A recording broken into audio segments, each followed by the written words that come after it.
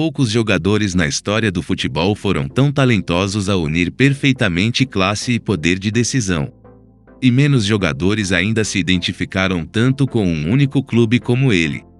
A elegância, o ritmo cadenciado, as passadas largas, a visão de jogo, a habilidade com a bola nos pés e a capacidade de conquistar os mais variados troféus ao longo de 16 temporadas vestindo a camisa verde, conduziram este jogador ao altar dos ídolos eternos do Palmeiras.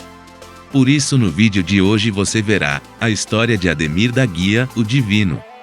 Mas antes deixe seu like e se inscreva no canal para não perder nenhum vídeo sobre o maior do Brasil.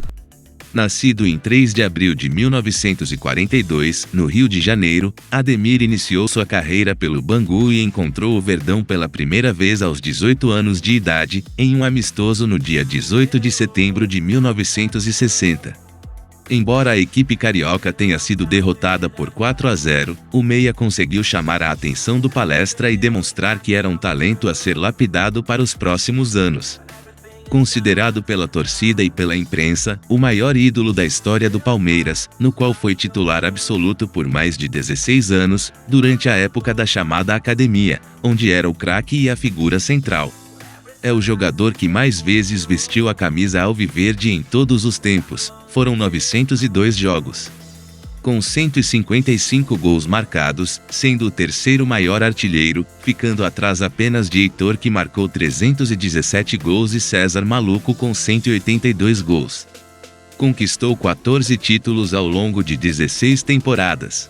É também classificado pela crítica especializada como um dos melhores jogadores do futebol brasileiro de todos os tempos. Pela classe com que jogava, herdou parte do apelido de seu pai, Domingos da Guia, o Divino Mestre. E passou a ser chamado de Divino.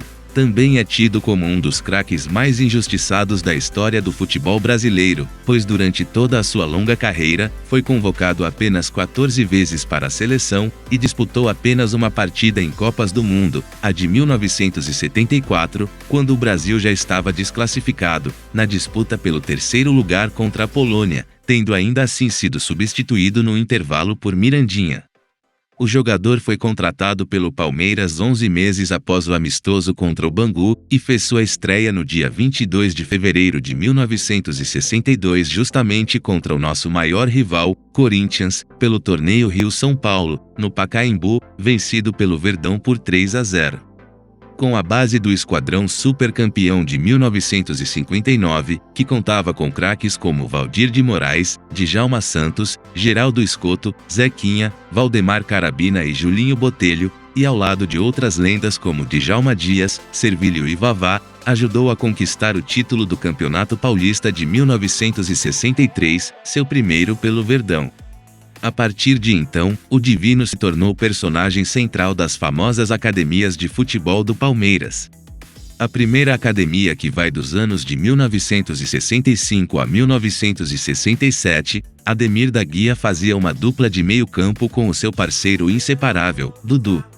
Juntos, conquistaram o torneio Rio-São Paulo de 1965, o Paulista de 1966 e os Brasileiros de 1967, que eram conhecidos na época como a Taça Brasil e torneio Roberto Gomes Pedrosa. Então, sim senhor, o Palmeiras é decacampeão.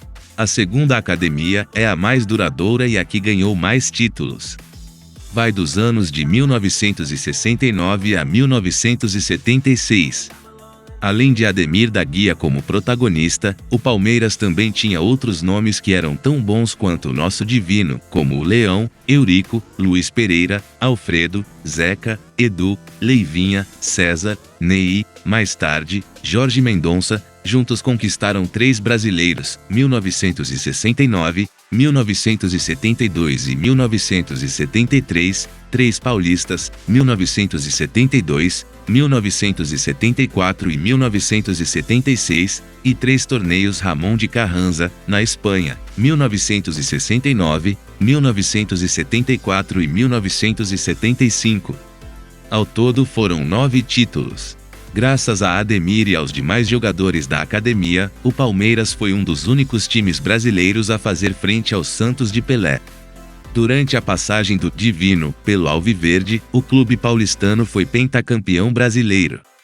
Se não fosse o Palmeiras, o Santos teria sido campeão paulista 11 vezes seguidas.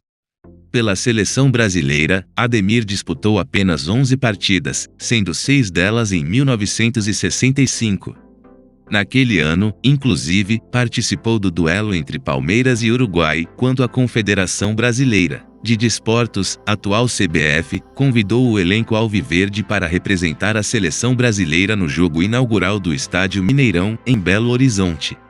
O confronto, realizado no dia 7 de setembro de 1965, foi vencido pelo Palmeiras por 3-0 e serviu para os visitantes apreciarem a categoria que Ademir herdara do pai, Domingos, campeão uruguaio pelo Nacional de Montevidéu em 1933. Em 1977, aos 35 anos de idade, Ademir decidiu deixar o futebol após apresentar dificuldades respiratórias. Até hoje, Ademir frequenta a academia de futebol, o Allianz Parque e o Clube Social, participa de encontros com torcedores, representa a entidade em diversos tipos de eventos, é garoto propaganda do marketing alviverde e estrela de comercial. Sua genialidade ultrapassou as 4 linhas e a arte de Ademir virou música e poesia. Ademir impõe com seu jogo o ritmo do chumbo e o peso da lesma, da câmara lenta, do homem dentro do pesadelo. Ritmo líquido, se infiltrando no adversário, grosso, de dentro, impondo-lhe o que ele deseja, mandando nele, apodrecendo-o. Ritmo morno de andar na areia, de água doente de alagados, entorpecendo e então atando o mais irrequieto adversário.